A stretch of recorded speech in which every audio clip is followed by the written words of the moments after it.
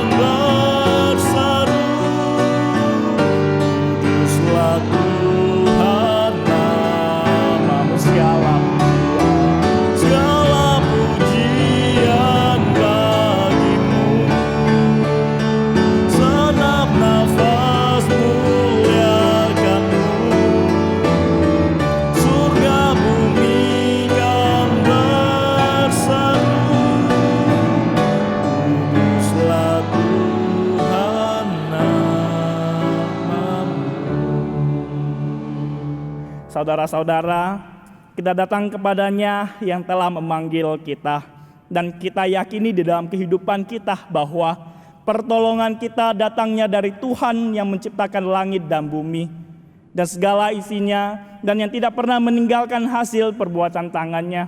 Kasih karunia dan damai sejahtera dari Allah Bapa, Putra dan Roh Kudus menyertai kamu sekalian. Di dalam 1 Petrus pasal 1 ayat 18 sampai 19 menyatakan juga kepada setiap kita bahwa sebab kamu tahu bahwa kamu telah ditebus dengan cara hidupmu yang sia-sia yang kamu warisi dari nenek moyangmu, itu bukan dengan barang yang fana, bukan pula dengan perak atau emas, melainkan dengan darah yang mahal, yaitu darah Kristus yang sama seperti darah anak domba yang tak bernoda dan tak bercacat. Jemaat dipersilakan duduk kembali. Jemaat yang terkasih dalam Tuhan, sebagai manusia tawanan dosa, hidup kita selalu dijajah oleh dosa. Sehingga dalam kehidupan kita selalu memiliki keinginan untuk melakukan dosa. Namun dengan darahnya yang mahal, yaitu dengan darah Kristus yang sama seperti darah anak domba, Ia telah memerdekakan kita. Karena itu, dengan darahnya yang kudus itu, Ia telah menebus setiap kita dan menyelamatkan setiap kita. Mari kita datang kepadanya. Oleh kuasa darah-Mu Tuhan, kami diselamatkan.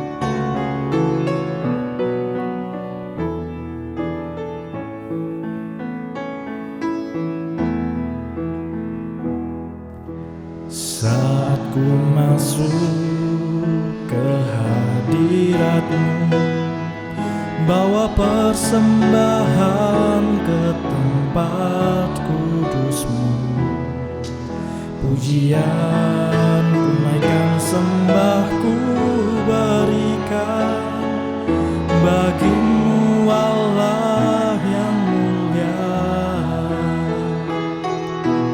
Kau layakkan ku menghampiri-Mu, melihat tata kemuliaan-Mu Tuhan. Pujian ku naikkan, sembah ku berikan bagi-Mu Allah yang mulia. Oleh kuasa darah-Mu, Kau telah tebus dosaku. Kekudusan-Mu melingkupiku. Kasih-Mu Tuhan mengalir memulihkan hidupku. Sungguh besar anugerah-Mu, Kau selamatkan hidupku. Ku menjadi ciptaan yang baru oleh kuasa darah-Mu. oleh kuasa darah-Mu. Kuasa darah-Mu, Kau telah tebus dosaku. Kekudusan-Mu melingkupiku. Kasih-Mu mengalir memulihkan hidupku. Sungguh besar anugerah-Mu, Kau selamatkan hidupku. Saya mengundang semuanya untuk berdiri. Ku menjadi ciptaan yang baru oleh kuasa darah-Mu. Tuhan, terima kasih untuk anugerah yang Tuhan berikan di dalam kehidupan kami. Terima kasih untuk pengorbanan Tuhan di kayu salib untuk menebus setiap kami, untuk menyelamatkan setiap kami. Kami anak-anak-Mu Tuhan yang berdosa, yang tidak layak menghadap Engkau. Seringkali di dalam kehidupan kami melakukan apa yang membuat Engkau sedih, yang tidak berkenan di hadapan-Mu Tuhan. Saat ini Tuhan, kami datang kepada-Mu. Kami mau bersandar kepada Engkau Tuhan. Ampunilah setiap kami Tuhan, sebab Engkaulah satu-satunya Allah yang hidup, dan oleh karena anak-Mu Yesus Kristus, kami beroleh kehidupan.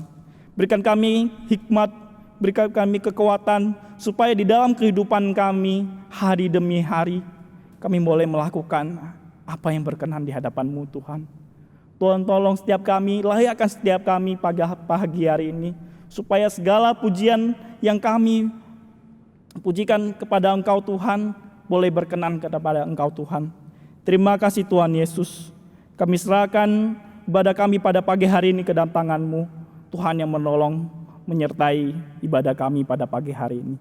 Terima kasih Tuhan, hanya di dalam nama Tuhan Yesus kami berdoa. Amin. Jemaat yang terkasih dalam Tuhan, firman Tuhan di dalam Roma pasal yang ke-8 ayat 1 sampai ke-2 menyatakan kepada setiap kita, demikianlah sekarang tidak ada penghukuman bagi mereka yang ada di dalam Kristus Yesus. Roh yang memberi hidup telah memerdekakan kamu dalam Kristus dari hukum dosa dan hukum maut. Biarlah setiap kita yang telah diselamatkan, yang telah ditebus, kita menjalani hari demi hari sesuai dengan firman-Nya yang terdapat dalam 1 Petrus ayat pasal yang kedua ayat 18, ayat 16 sampai 17. Kita baca bersama-sama. Hiduplah sebagai orang merdeka dan bukan seperti mereka yang menyalahgunakan kemerdekaan itu untuk menyelubungi kejahatan-kejahatan mereka, tetapi hiduplah sebagai hamba Allah. Hormatilah sesemua orang, kasihilah saudara-saudaramu, takutlah akan Allah, hormatilah Raja. Jemaat dipersilakan duduk kembali. Jemaat yang terkasih dalam Tuhan, kebenaran firman Tuhan terus memberikan kekuatan bagi setiap kita menjalani hari demi hari. Segala hal yang kita lalui, biarlah kita lakukan sesuai dengan firman Tuhan. Dan Ia tidak hanya memerdekakan kita dari dosa, tetapi firman-Nya menyatakan kepada setiap kita bahwa Ia senantiasa menyertai kita. Dengan sayap-Mu Tuhan.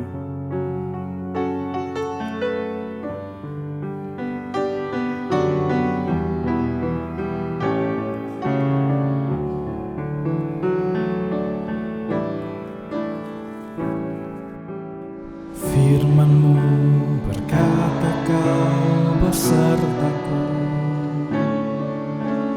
maka kuat roh dan jiwaku.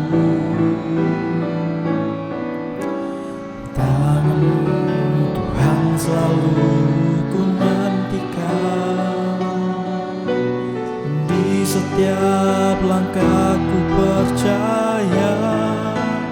Dengan sayap-Mu ku akan terbang tinggi di tengah badai hidup. Ku tak menyerah, Kau kekuatan dan perlindungan bagiku,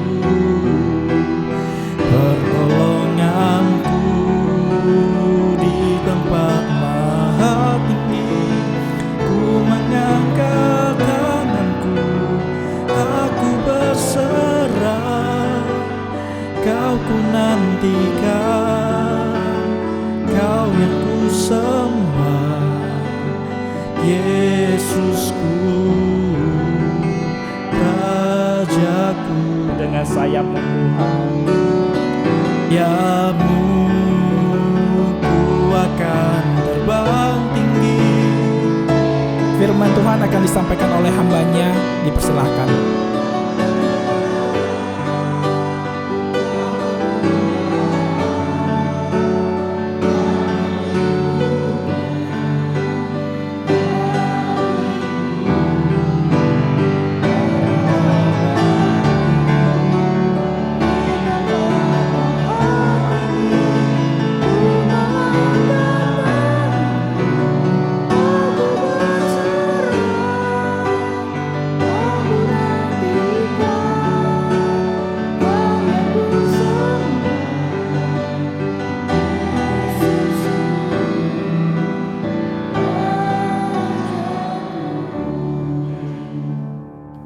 Mari kita bersatu dalam doa.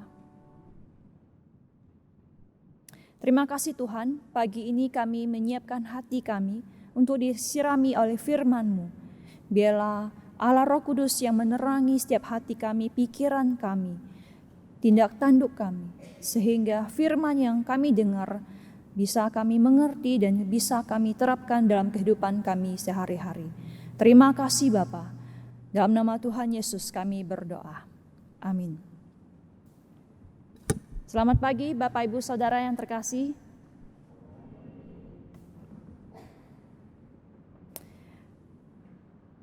Jikalau kita mengingat 2 minggu yang lalu, tim misi Hong Kong, masih ingat ya, yang menyampaikan khotbah. Kira-kira ayatnya masih ingat dari mana?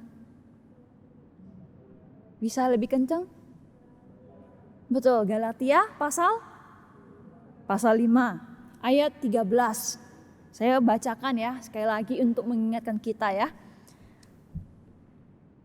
Saudara-saudara, memang kamu telah dipanggil untuk merdeka, tetapi janganlah kamu mempergunakan kemerdekaan itu sebagai kesempatan untuk kehidupan dalam dosa, melainkan layanilah seorang akan yang lain oleh kasih.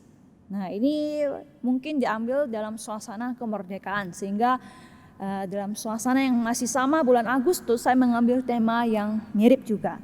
Tapi saya dalam perenungan saya, ini kan sebuah norma hidup ya, mempergunakan kemerdekaan untuk melayani seorang akan yang lain dalam kasih. Kira-kira apa ya contoh nyatanya ya dalam teks Blewika ini ya? Salah satu saya ambil dari 1 Korintus pasal 8. Jadi ini memang teks yang sering saya pakai dalam khotbah ataupun dalam tulisan ilmiah, tapi nggak apa-apa, kita lihat dari perspektif yang lain. Secara khusus, 1 Korintus pasal 8 ayat 9, ada kata kebebasan. Kita bisa buka 1 Korintus pasal 8. Saya bacakan ayat 9, namun nanti kita akan bacakan bersama beberapa ayat ya. 1 Korintus pasal 8 ayat 9 mengatakan demikian. Tetapi jagalah supaya kebebasanmu ini jangan menjadi batu sandungan bagi mereka yang lemah. Sekali lagi, tetapi jagalah supaya kebebasanmu ini jangan menjadi batu sandungan bagi mereka yang lemah. Boro-boro kok Paulus bicara soal kebebasan dan batu sandungan? Apa maksudnya? Ini berarti harus lihat lagi teks dari awal. 1 Korintus pasal 8 ayat 1 dan seterusnya. Konteks dan teks itu. Kita akan lihat.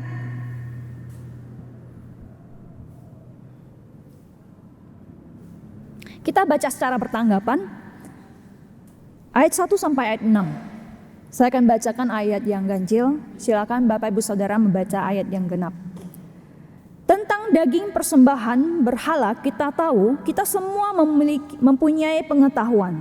Pengetahuan yang demikian membuat orang menjadi sombong, tetapi kasih membangun.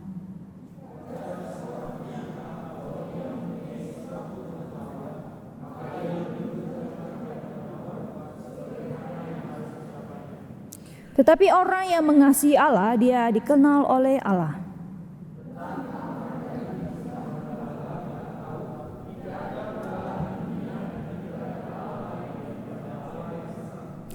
Sebab sungguh pun ada apa yang disebut Allah, baik di surga maupun di bumi, dan memang benar ada banyak Allah dan banyak Tuhan yang demikian.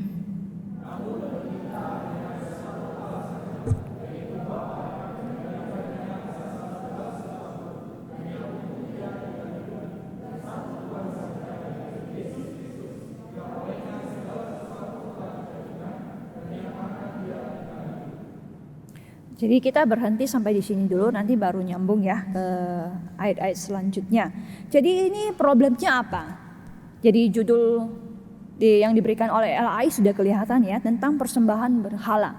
Jadi konteksnya waktu itu ada makanan yang dipersembahkan berhala dimakan oleh orang-orang Kristen di Korintus yang menganggap mereka anggap boleh makan karena alasan tertentu. Dan alasannya karena apa? Mereka bilang mereka punya pengetahuan tentang semua hal, tidak ada ilah, tidak ada Allah selain Tuhan Allah kita, sehingga semua boleh dimakan. Namun problemnya diceritakan Paulus ya di ayat 7 sampai ayat 13. Ternyata pengetahuan mereka yang dianggap lebih berpengetahuan itu menyebabkan masalah, menjadi batu sandungan bagi mereka yang lemah. Iman mereka yang lemah itu tersandung. Jadi kelihatan bagi beberapa penafsir mengatakan sebagian orang-orang Kristen di Korintus ini yang memiliki menganggap dirinya berpengetahuan sehingga bebas melakukan segala sesuatu yang mereka inginkan, itu mirip-mirip modelnya atau dipengaruhi oleh pemikiran golongan Stoik atau filsafat sinis yang menganggap bahwa orang yang menganggap dirinya bijak adalah orang yang memiliki kuasa yang membuat dia bisa mengklaim untuk melakukan segala sesuatu, mengizinkan segala sesuatu karena dia sangat bebas. Kemungkinan kelompok orang-orang yang memiliki pengetahuan ini itu dipengaruhi oleh filsafat Stoik dan sinis itu. Memang faktanya ya, kalau teman-teman lihat secara arkeologis bangunan atau kuil di Korintus itu, next slide. Next. Nah, kuil-kuil di kota Korintus itu bukan hanya sekedar tempat untuk menyembah, tempat memberikan korban, tetapi juga menjadi ajang pertemuan bagi masyarakat di sana. Bahkan bisa menjadi tempat pesta pernikahan, resepsi pernikahan ya. Ya, mirip-mirip dengan model kita ya. Kalau hamba Tuhan nikah, ya sekalian resepsinya di gereja gitu. Jadi pada zaman itu pesta-pesta yang sangat umum, yang lazim itu biasa dilakukan di kuil. Jadi kelompok orang Kristen yang menganggap dirinya orang berpengetahuan itu menganggap oke, kita nggak apa-apa makan makanan di acara-acara yang biasa lazim, pesta pernikahan atau pesta apapun, syukuran tanda kutip masyarakat di sana, karena itu halal.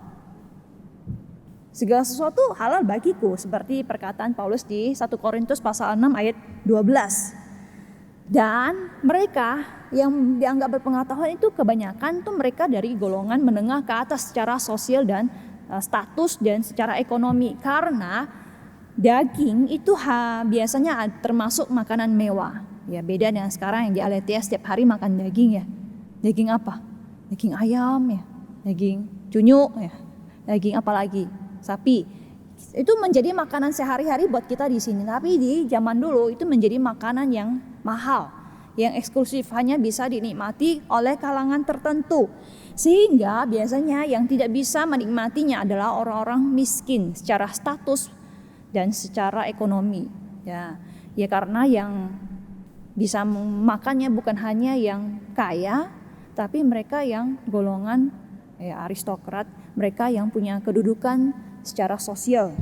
Jadi kemungkinan yang dianggap lemah di sini adalah orang-orang Kristen yang secara ekonomi mereka adalah orang-orang dari kalangan kurang mampu.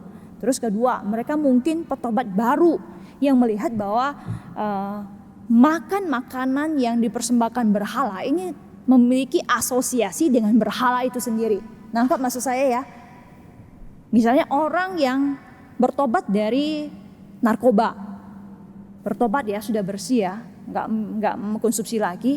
Terus dia lihat orang Kristen lain misalnya ya konsumsi narkoba, berarti dalam pikirannya pasti ini orang berasosiasi dengan narkoba, padahal dia orang Kristen.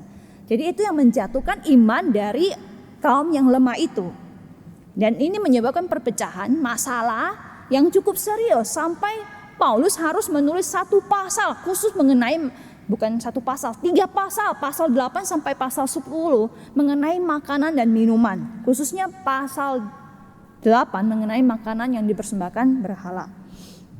Cara Paulus menanggapi, merespon isu ini gimana? Paulus menggunakan teknik retorika yang namanya the egresio.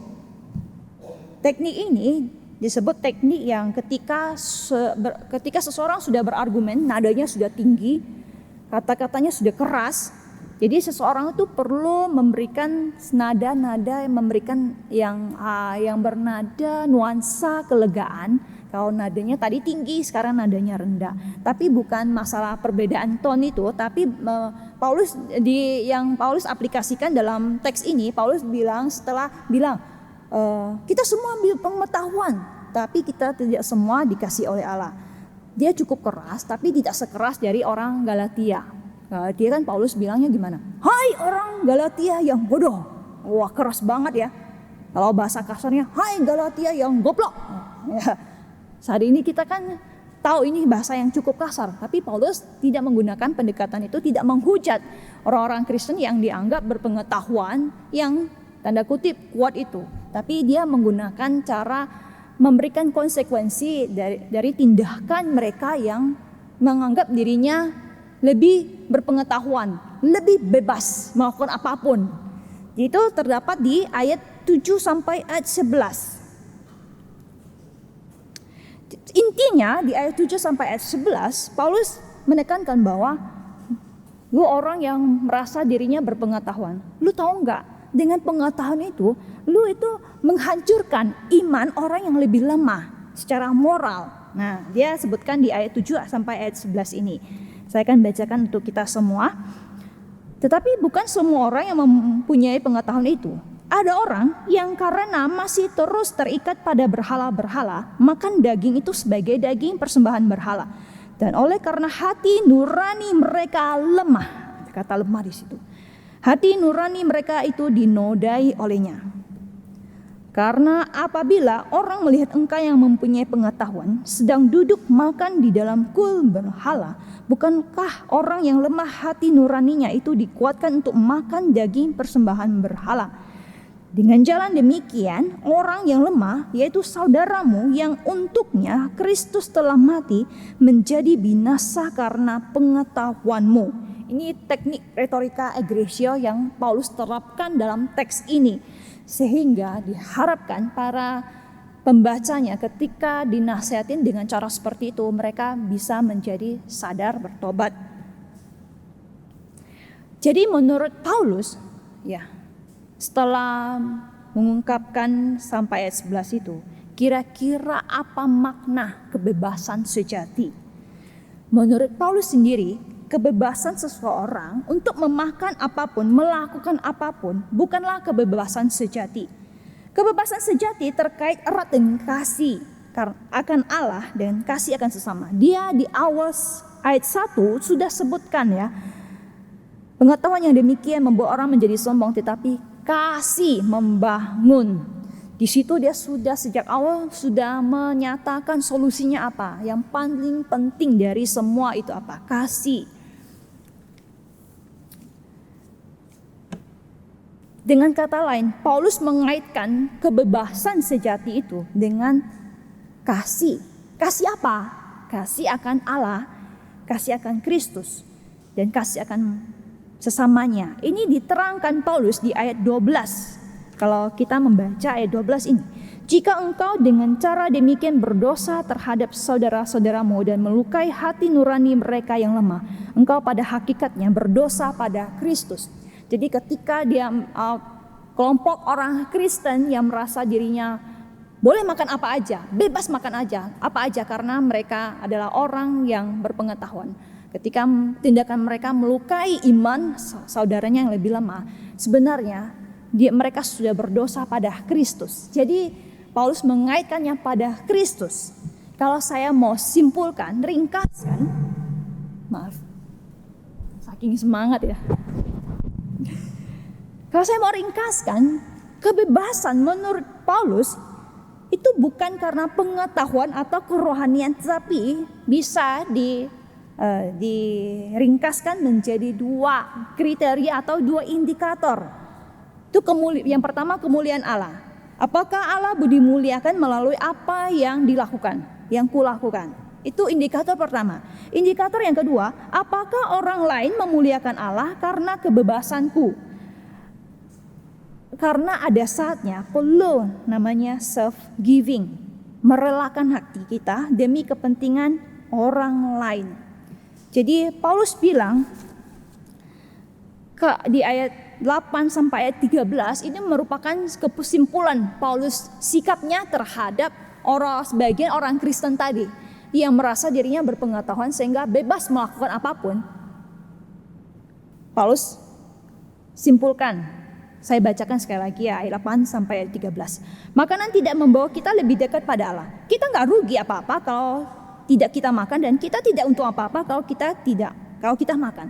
Tapi jagalah supaya kebebasanmu ini jangan menjadi batu sandungan bagi mereka yang lemah. Jika engkau secara demikian berdosa terhadap saudara-saudaramu dan melukai hati nurani mereka yang lemah, engkau pada hakikatnya berdosa terhadap Kristus.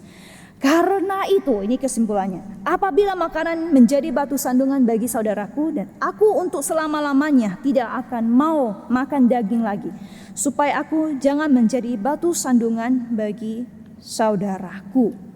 Ini menurut Paulus, kebebasan sejati itu hendaknya memuliakan Allah dan memberkati orang lain. Orang lain memuliakan Allah karena apa yang kita lakukan. Seorang teolog reform yang terkenal ya di abad 20 ini ya, Karl Barth, dalam ketika dia mengatakan tentang divine freedom, kebebasan ilahi, dia mengatakan bahwa kebebasan ilahi bukanlah kebebasan melakukan segala sesuatu. Ketika Allah bebas, itu bukan berarti Allah bebas melakukan segala sesuatu. Sebenarnya merupakan kebebasan melakukan segala sesuatu. Nah, ini pernyataan yang dalam ya. Jadi menurut dia Allah bebas, tapi di lain sisi Allah tidak bebas. Nah, penjelasannya gini, Allah itu bebas untuk menetapkan segala sesuatu, termasuk kebebasan dirinya sendiri. Tapi Allah juga memiliki natur kasih. Jadi Allah di dalam kebebasannya memutuskan dibebaskan dengan mengikatkan dirinya dalam bentuk perjanjian dengan Israel, dengan gereja, dan dengan dunia. Jadi kebebasan Allah itu dengan cara mengikatkan dirinya sendiri. Apa implikasinya buat kita? Termasuk juga kebebasan manusia sebagai orang percaya juga. Kita bebas bukan berarti bebas melakukan segala sesuatu. Kita juga bebas tapi selaras dengan kebebasan ilahi. Bukan karena mau suka-suka kita pilih apapun. Seorang teolog Jerman Bernhard Busch, saya nggak tahu cara pronounce-nya, tapi dia bilang begini, kebebasan sesungguhnya adalah kebebasan pilihan bagi Karl Barth, tapi di dalam arti saya memilih apa yang telah Allah pilih. Segala sesuatu yang saya telah pilih sesungguhnya bukanlah bebas, karena di dalam pilihan Allah ya, election ya. Jürgen Moltmann bilang, kebebasan manusia bukanlah hak untuk memilih. Kebebasan manusia didefinisikan bukanlah hak untuk memilih, tetapi melakukan yang baik. Berdasarkan teks dari Paulus ini. Jadi dari beberapa pernyataan ini, maksudnya apa? Aplikasinya bagi setiap kita apa? Bapak Ibu Saudara, kita dipanggil untuk bebas, tapi bukan dalam arti bebas melakukan apapun. Tapi kebebasan kita harusnya koresponden selaras dengan kebebasan ilahi yang mengikatkan dirinya dalam kasih. Kita dipanggil untuk memiliki relasi yang baik dengan Allah, tetapi kita juga dipanggil untuk memberi diri kepada sesama dan komunitas kita. Memberi diri yang saya kasihkan judul self-giving acts, itu artinya ada saatnya kita perlu menahan diri. Ada saatnya kita perlu mengikat kebebasan pribadi. Ada saatnya kita perlu menghambat diri kita sendiri demi iman komunitas kita, demi iman orang-orang di sekeliling kita. Karena kadang-kadang kebebasan kita dalam hal kecil kadang-kadang bisa jadi batu sandungan bagi orang-orang di sekitar kita. Jika saya memberikan contoh ya yang kontekstual pada zaman sekarang ya, dalam kehidupan berjemaat ya, kebebasan seseorang dalam komunitasnya itu bisa jadi kadang-kadang hal kecil apapun bisa jadi batu sandungan. Contohnya soal baju aja. Baju aja bisa, pakaian aja bisa jadi masalah, betul nggak? Ada yang pernah mengalaminya ya. Jadi saya pernah bayangkan saja. Karena ini kisah nyata saya pernah dengar, tapi saya ingin kita berimajinasi. Jadi ada sekelompok orang-orang dalam gereja, ya jemaat ya, memilih baju yang sama, kompak gitu ya.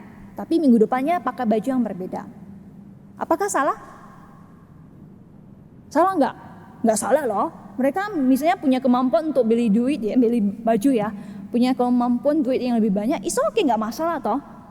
Tapi nggak semua orang punya kemampuan tersebut. Wah, hari ini pakai baju yang warna misalnya merah, kita beli yuk baju merah. Minggu depan pakai baju warna batik, semua pakai batik, pakai baju baru. Jadi jemaat yang lemah imannya, mereka yang punya kemampuan ekonomi secara lebih lemah itu, mereka pasti lihat, gereja ini gereja yang kaya ya. Setiap hari Minggu itu pakai baju yang berbeda ya. Saya setiap hari pakai baju sama setiap hari Minggu. Wah, saya nggak masuk dalam kelompok mereka. Mereka yang imannya lemah pasti akan memilih sikap apa? Ya udah, tak pindah ke gereja lain. Atau dia, udah, aku nggak ikut KU ini aja, aku ikut KU lain aja. Bahkan ya, yang lebih lemah imannya lah, apa sih ke mereka? Lama-lama undur imannya mereka, nggak mau ke gereja lagi karena mereka melihat, ada sekelompok orang yang punya kebebasan tapi terlalu bebas sampai udah gereja milik mereka lah. Saya nggak masuk dalam kumpulan mereka gitu. Ini bisa saja terjadi dalam kehidupan gereja gara-gara sebuah kebebasan sebenarnya nggak masalah, tapi kurang peka secara sosial ya. Tidak bisa melihat bahwa secara realita kan gereja kan heterogen ya. Banyak orang-orang di sekitar kita ya. Jadi apapun yang kulakukan, apakah itu memuliakan Tuhan dan apakah tindakanku itu membuat orang memuliakan Tuhan. Dalam konteks kehidupan berasrama, wah ini lebih real lagi ya. Mempergunakan kebebasan pribadi dalam relasi dengan sesama juga butuh kepekaan sosial. Contoh hal kecil ya, saya mencari-cari contoh ini. Saya coba, apakah tepat tapi bisa dicoba ya. Kebebasan apa yang dimiliki oleh seorang mahasiswa? Ayo. Saya kasih contoh aja ya. Waktu. Wah, ini waktu sangat berharga bagi mereka yang waktunya kurang ya, yang sibuk terus ya. Tapi mereka yang banyak waktu itu wah bebas ya. Ada saatnya misalnya ya, di antara kita yang memiliki waktu yang lebih banyak pingin jalan-jalan. Salah nggak? Nggak salah ya. Waktunya lebih banyak, luangnya pingin main game, Mobile Legends apalagi. Salah nggak? Nggak salah ya. Tapi ketika dilihat oleh mahasiswa lain yang lebih kurang waktunya untuk belajar, pasti mereka merasa, kok enak ya hidup seperti itu ya. Aku gak usah belajar lagi misalnya ya, yang lebih lemah imannya ya, pasti akan merasa tersandung ya. Apakah salah kebebasan seperti itu? Tidak, tapi ada saatnya dan alangkah baiknya jikalau kebebasan seperti itu dipergunakan untuk memberkati sesama kita. Misalnya ya, punya waktu yang lebih, luang lebih, ayo kita bimbing. Misalnya ada mahasiswa yang lemah dalam pelajaran Yunani, Ibrani misalnya, dibantu dibimbing, diberkati mahasiswa lain yang dirasa lebih sulit dan misalnya yang tingkat baru ya, sulit bikin laporan, bikin paper, ya mahasiswa yang lebih luang waktunya bisa membimbing mereka. Ini contoh sederhana, mungkin ya dalam pikiran saudara lebih banyak contoh-contoh hal lain kebebasan ya, yang pada dasarnya sebenarnya tidak salah. Tapi kalau dikaitkan dengan komunitas hidup bersama, itu menjadi satu hal yang bisa menjadi sensitif ya, bisa menjadi batu sandungan atau bisa justru sebaliknya bisa memberkati. Ketika seseorang Kristen mempergunakan kebebasannya untuk melayani sesama, memberkati sesama, itu sebenarnya perwujudan dari Galatia tadi, pasal 5 ayat 13. Saudara-saudara, memang kamu telah dipanggil untuk merdeka. Tapi janganlah kamu mempergunakan kemerdekaan itu sebagai kesempatan untuk kehidupan dalam dosa. Melainkan layanilah seorang akan yang lain oleh kasih. Jadi Bapak Ibu Saudara, bagaimana dengan setiap kita? Paulus sudah memberikan kita nasihat ya, yang kalau saya dikristalisasikan menjadi 2 indikator penting dalam mempergunakan kebebasan pribadi kita. Apakah tindakan saya itu memuliakan Tuhan? Yang kedua, apakah tindakan saya itu membuat orang lain memuliakan Tuhan? Bapak Ibu Saudara, ketika Paulus mengatakan ini, dia tidak hanya sekedar lu semua harus hidup seperti itu. Karena dia sendiri memberikan contohnya di pasal selanjutnya, yaitu pasal 9. Dia bilang dia sebagai rasul memiliki hak untuk mendapatkan gaji, mendapatkan tunjangan, memiliki istri, tapi dia lepaskan itu apa? Tujuannya supaya semakin banyak orang dimenangkan bagi Kristus, semakin Injil semakin diberitakan. Dia berani berkata seperti itu pada setiap kita. Bagaimana dengan setiap kita hari ini? Kebebasan yang kita miliki itu sebenarnya harus selaras dengan kebebasan ilahi, mengikatkan diri kita dengan kasih akan Tuhan dan kasih akan sesama. Marilah kita belajar bersama. Mari kita berdoa bersama.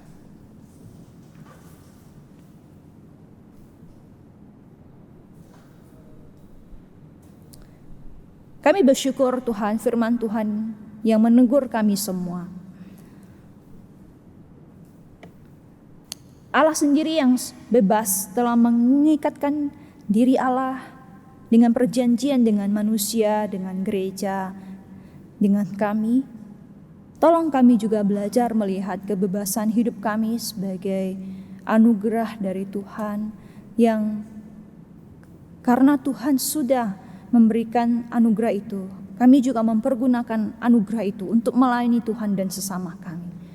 Tuhan berikan kami hikmat kebijaksanaan dalam kehidupan kami sehari-hari untuk mempergunakan kebebasan kami dengan sebijak mungkin Tuhan.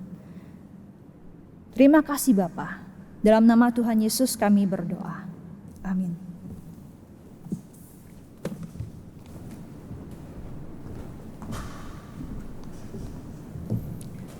Firman Tuhan menyatakan bahwa kita telah dimerdekakan. Oleh sebab itu, marilah di dalam kehidupan kita sungguh-sungguh menggunakan kemerdekaan itu dengan benar. Mari saat ini kita berdiri. Kita nyatakan iman kita akui iman kita seturut dengan pengakuan iman rasuli. Pengakuan iman rasuli. Aku percaya kepada Allah, Bapa yang Maha Kuasa, Khalik langit dan bumi, dan kepada Yesus Kristus, anaknya yang tunggal Tuhan kita, yang dikandung dari Roh Kudus, lahir dari anak darah Maria, yang menderita sengsara di bawah pemerintahan Pontius Pilatus, disalibkan, mati dan dikuburkan, turun ke dalam kerajaan maut. Pada hari yang ketiga, bangkit pula dari antara orang mati, naik ke sorga, duduk di sebelah kanan Allah, Bapa yang Maha Kuasa, dan dari sana ia akan datang untuk menghakimi orang yang hidup dan yang mati. Aku percaya kepada Roh Kudus, gereja yang kudus dan persekutuan orang kudus, pengampunan dosa, kebangkitan tubuh dan hidup yang kekal. Amin. Jemaat dipersilakan duduk kembali. Jemaat yang terkasih dalam Tuhan, Allah telah memerdekakan kita dari segala dosa. Mari saat ini kita bangkit bagi Yesus dan kita nyatakan iman kita kepadanya dalam segala perbuatannya, sambil persembahan dijalankan. Bangkitlah bagi Yesus, hai kamu yang berperang, kibarkan panji-panji, Tuhan tentu menang.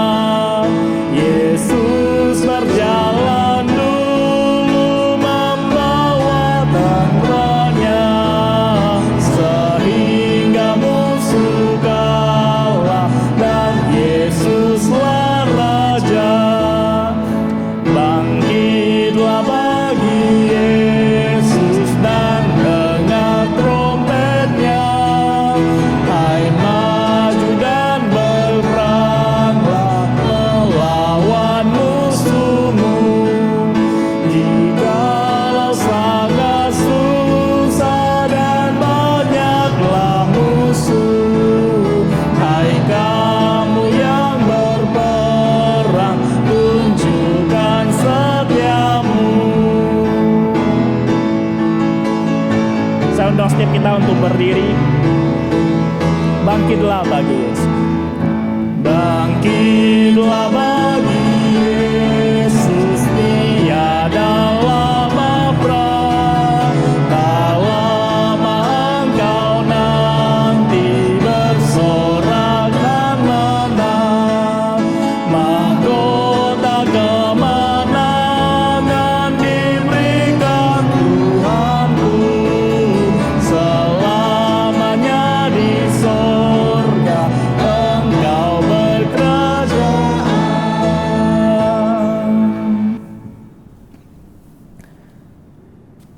Mari kita berdoa, persembahan sekaligus doa syafaat. Kita berdoa, Tuhan Yesus, terima kasih untuk kasih Tuhan di dalam kehidupan kami. Bersyukur Tuhan kalau pada pagi hari ini kami boleh kembali kepadamu untuk beribadah kepadamu Tuhan. Bersyukur Tuhan untuk persembahan yang telah kami berikan. Tuhan tolong setiap anak-anak-Mu yang mengelola, biarlah persembahan yang diberikan ini boleh digunakan untuk kemuliaan nama-Mu Tuhan. Dan saat ini Tuhan, kami mau berdoa untuk setiap orang percaya yang ada di Indonesia maupun di luar negeri. Biarlah Tuhan, di dalam segala hal yang dilalui, di dalam segala pergumulan yang ada di dalam kehidupan setiap orang percaya, setiap kami boleh sungguh-sungguh bersandar hanya kepada Engkau Tuhan. Setiap kami boleh sungguh-sungguh hanya berharap dan mengandalkan Tuhan di dalam kehidupan kami. Sehingga biarlah hidup kami ini pun boleh sungguh-sungguh berkenan di hadapan-Mu Tuhan dan boleh menjadi berkat bagi setiap orang. Kami juga berdoa Tuhan untuk para misionaris yang melayani untuk mencari jiwa yang terhilang. Biarlah Tuhan di dalam kehidupan mereka, di dalam pelayanan mereka, kami percaya bukanlah hal yang mudah untuk dilakukan, tapi kami juga yakin Tuhan bahwa Engkau selalu menyertai kehidupan mereka. Biarlah Tuhan pakai mereka, setiap anak-anak-Mu yang turun dalam pelayanan misi. Tuhan menyertai setiap mereka, Tuhan pakai mereka sehingga semakin banyak orang yang dimenangkan bagi Kristus. Terima kasih Tuhan. Tuhan tolong setiap kami, setiap anak-anak-Mu di tempat ini, biarlah kami boleh sungguh-sungguh melakukan firman-Mu Tuhan. Terima kasih Tuhan, ini doa kami, hanya di dalam nama Tuhan Yesus kami berdoa. Amin.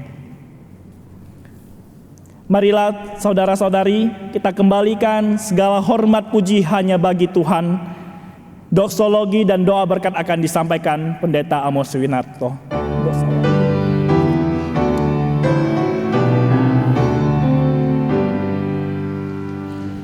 Puji Allah Bapa Putra, puji Allah Roh Kudus, ketiganya yang esa.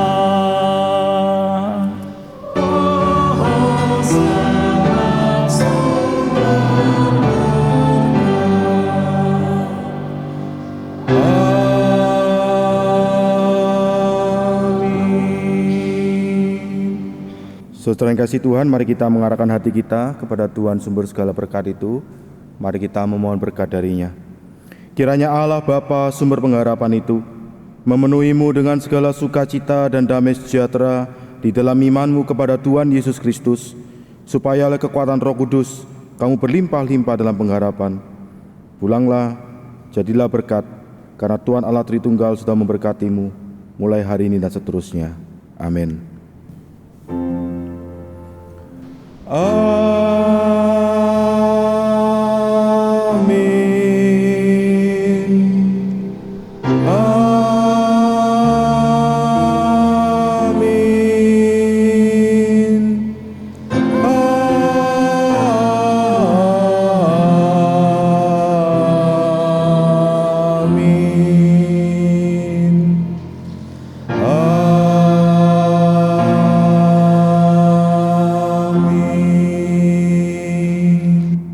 Silakan duduk, silakan ambil satu teduh. Ibadah kita selesai. Tuhan Yesus memberkati.